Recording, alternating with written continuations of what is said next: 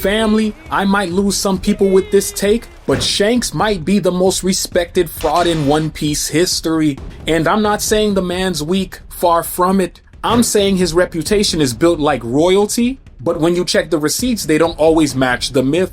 He's a legend who barely lifts a sword, yet the world trembles when he shows up. Roger's apprentice, Yonko, peacemaker of Marineford. The man literally stops wars by walking in. But today, we're shaking that fairy tale. Let's separate the myth from the man. It's time for the truth about Shanks, the legend they want you to see. Alright, let's start with the picture Oda's painted for us. Shanks, the untouchable saint of piracy. This man's story starts in chaos. Found as a baby on God Valley, raised by Goldie Rogers himself. That would be like being adopted by Michael Jordan after a championship game.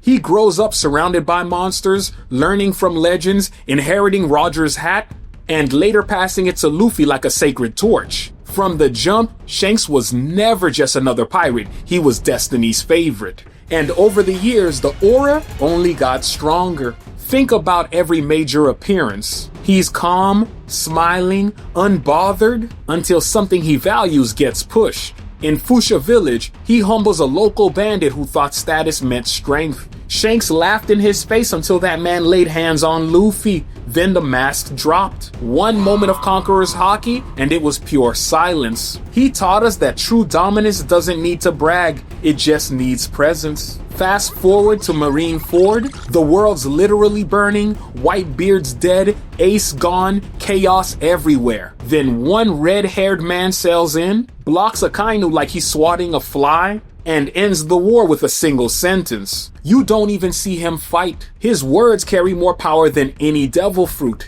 Sengoku himself, Fleet Admiral Sengoku, agrees to end it because it's Shanks. That's not strength, that's influence. That's leadership baked into legend. Then there's his relationship with the Gorosei. Every other pirate gets a wanted poster. Shanks gets a meeting. That's absurd. The world government fears him, respects him, or both. Either way, they let him walk into the Holy Land to discuss a certain pirate. No cuffs, no guards, just conversation. It's a moment that proves Shanks operates above the normal food chain of power. He's got connections that break the logic of One Piece hierarchy. And don't forget his Haki control. The man doesn't just use Conqueror's Haki, he's weaponized it. People faint across miles. He literally stopped an admiral without touching him. Green Bull felt that pressure and folded instantly. That's power on a whole other tier.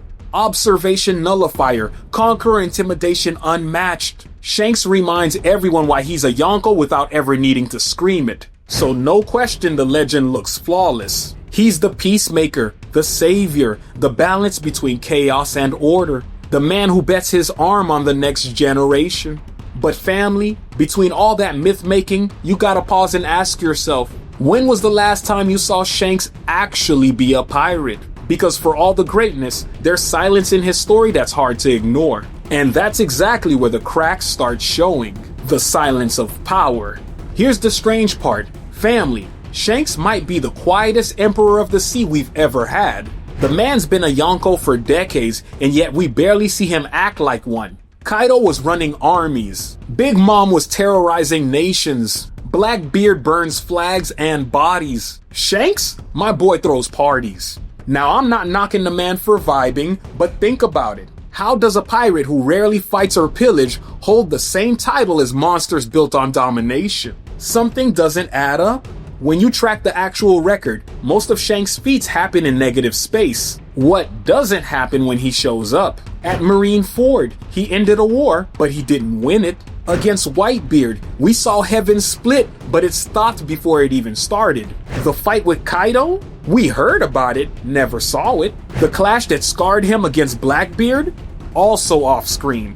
That's a pattern, family. His greatness lives mostly in reputation, not in what's shown. He's the ghost of the New World, feared, respected, but rarely proven. Let's call it what it is. Shanks doesn't make moves, he prevents disasters. He's less Pirate King contender and more world balance officer. Even the red hair pirates run different from everyone else. The other Yonkos have fleets stacked with monsters. Shanks surrounds himself with smaller allied captains, crews that literally admit they survive only because of his flag. That's not a Conqueror's army. That's a federation built on fear and faith in one man's restraint. And that's where this whole fraudulent conversation kicks in. Because ask yourself, does Shanks avoid conflict because he's enlightened or because he's cautious? Every time he steps in, it's to de-escalate, protect the weak, stop unnecessary wars, talk before fighting. Admirable? Absolutely. But in the pirate world, that's not power, that's control. Strategic control. The thing that keeps you on top without ever showing your cards. And for a man who came from Roger's crew, the most freedom-driven pirate to ever live, that's a wild contrast. Think about Mihawk, Shanks' old rival. Their duels were so legendary that even Whitebeard remembered the echoes. But the moment Shanks loses an arm, Mihawk refuses to fight him again. Since then, silence. We never hear about another duel. We never see them sharpen each other again. It's like Shanks retired from ever proving his edge. He built a myth around humility while burying any proof of weakness. Some people call that maturity. Me, I call it protection. He's protecting the image, the illusion of being unbeatable through inaction. Even his scar from Blackbeard carries that strange duality. You'd think a top-tier Haki master getting scratched by pre-Yami Teach would be a wake-up call. Instead, Shanks treats it like prophecy. He warns Whitebeard, this guy's dangerous, plays messenger and then disappears into legend again. But he never confronts Teach directly afterward. What does that tell you? A Yonko who can stop Kaido and an admiral with his will alone refuses to move on a threat he himself predicted. Maybe Shanks knows more about Blackbeard's power than anyone, and maybe he knows he can't beat him head on. And then there's the thing that nobody wants to talk about, his meeting with the Gorosei. Explain to me, because I'm still trying to unpack this one. How a pirate, the literal enemy of the world government, just strolls into Mary for a chat. No escort, no cuffs. The 5 elders treat him like an insider, not an outlaw. That's not normal, family. That's privilege. Maybe it's his celestial dragon lineage. Maybe political protection. Maybe both. Either way, Shanks moves like someone who has clearance from both heaven and hell. And I get it. Oda made his backstory mysterious on purpose. But let's keep it real. That's not independence. That's insider advantage. These clues add up to a pattern of power defined by silence. And don't get me wrong, silence can be terrifying. You ever been in a room where the quiet person could end careers if they spoke?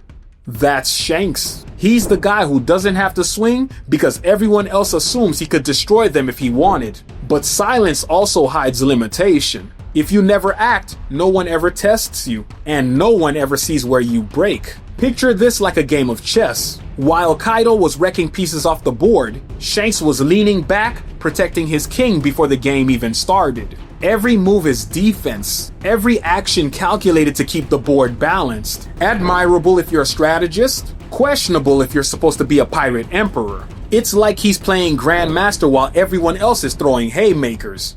Smart? For sure. But where's the fire Roger had? The hunger Luffy lives for? What happened to freedom if all your decisions serve to maintain control? And that word, control, defines him more than power ever did. He controls rooms, emotions, and outcomes like a politician with divine Haki. The Marines fear him because unpredictable chaos ruins their system. The pirates fear him because he's too stable. So Shanks occupies that eerie middle, neither threat nor ally, walking the line like a referee pretending he's still a player. We can respect his diplomacy and still call out the truth, family. Shanks earned his peace, but peace built on mystery and silence ain't peace forever. Eventually somebody's gonna test that myth.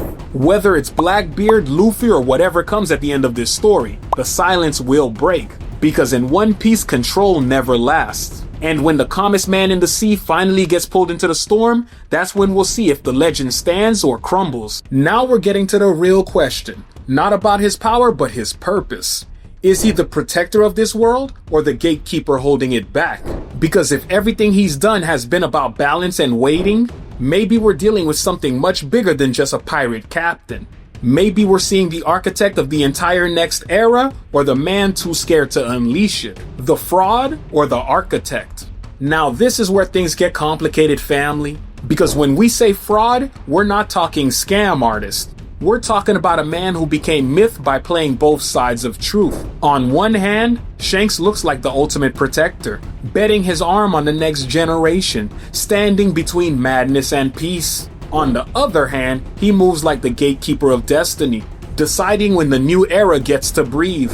He's not the fire starter of change, he's the brakes. And for a pirate, that's almost heresy. Look at the pattern again. Roger sought freedom. Roger tore through the world because he had to see what was hidden. Shanks had the same map, the same opportunities, even the same relationships, but he stopped. He built his crew, but not to reach Laugh-Tale, but to maintain order. It's like he inherited Roger's legacy just to guard it, not follow it. And when you compare that to Luffy, who moves on pure instinct and guts, Shanks starts looking less like the next Roger and more like the fence keeping Joy Boy's will contained until the right time. Maybe he's not afraid of losing, it's timing he's obsessed with. But maybe that's the point. Maybe he is the architect of this balance. Think about what we've learned. His connection to the Gorosei, his celestial heritage. That's not just luck, that's insider design. It's like Shanks realized that power without purpose makes monsters. So he became the cosmic moderator in a story full of extremists. Kaido wanted chaos. The world government wants control. Luffy wants liberation. Shanks wants equilibrium. He might genuinely believe the world can't handle another Joy Boy yet, so he's holding the chessboard steady until it's safe to fall apart. And here's the uncomfortable truth. If that's true, he's both hero and fraud. Because while his intentions might be noble, the cost is stagnation. Every time he chooses peace, someone else pays the price for the imbalance. Ace still died, Whitebeard still fell, the cycle moves forward whether Shanks allows it or not. Maybe his greatest flaw is believing he can contain fate. When his restraint stops looking like wisdom and starts looking like fear, that's when the mask slips. He preaches patience but rarely acts on faith. He protected Luffy but never joined the battle for the new world he helped inspire. He could have openly supported or opposed the government, but instead, he walks room to room pretending neutrality. That's why fans are divided on him. Half see the saint, half see the spook. Some think he's the second coming of Roger, others think he's Imu's secret agent in red cloak. The truth probably sits in between, a free spirit chained by responsibility no one else could handle. Even Luffy's shadow depends on him. Luffy carries the dream, but Shanks owns the legacy. One represents freedom, the other maintains balance. And when they finally cross paths again, that contrast won't be a reunion, it'll be judgment. Luffy represents the storm that Shanks keeps holding back. The apprentice's dream clashing with the mentor's order. That might be the real final war, not between pirates and marines, but between motion and silence. So is Shanks a fraud? Depends on what you believe piracy means.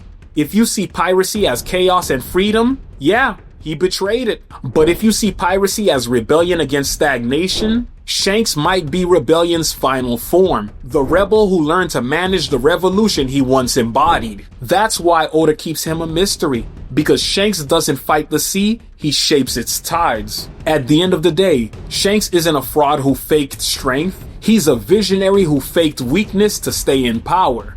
He's the calm middle of the storm that both sides need alive. That's why the Marines fear him, the pirates respect him, and the fans can't agree on him. Whether he's protecting the One Piece or preventing anyone from reaching it, Shanks is hands down the smartest man in a world full of blunt weapons. He might not be what Roger was, but he might be what Roger needed. So here's my final take, family. Shanks isn't the strongest or the purest. He's the smartest strategist the seas have ever seen. He wins not by fighting, but by knowing exactly when not to fight. In a world obsessed with devil fruits, armies, and destruction, this man proves control might be the most terrifying power of all. But control comes with a price, and Shanks has been paying it for decades. So tell me, when the new era finally breaks his order, do you see him standing as protector or puppet master? Drop your take in the comments, because this debate is far from over. And if you want more reality checks on legendary power, click on my next video on why having a devil fruit in real life would be absolute chaos. And I'll see you there, family.